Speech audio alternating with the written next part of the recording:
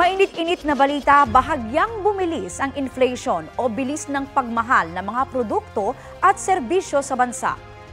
Ayon sa Philippine Statistics Authority, 1.4% ang naitalang inflation nitong Hunyo. Ito ang unang beses na bumilis ang inflation ngayong 2025, makalipas ang 4 na sunod na buwang deceleration o pagbagal nito. Sabi ng PSA, nakaambag sa pagbilis ng inflation ang mas mabilis na pagtaas ng presyo ng kuryente, pati mas mabagal na pagbaba ng presyo ng gasolina at diesel, pati ang mas mabilis na pagtaas ng presyo ng tuition sa mga eskwelahan bunsod ng simula ng pasukan. Ang inflation nitong Hunyo ay pasok sa projection ng Bangko Sentral ng Pilipinas na 1.1 hanggang 1.9%.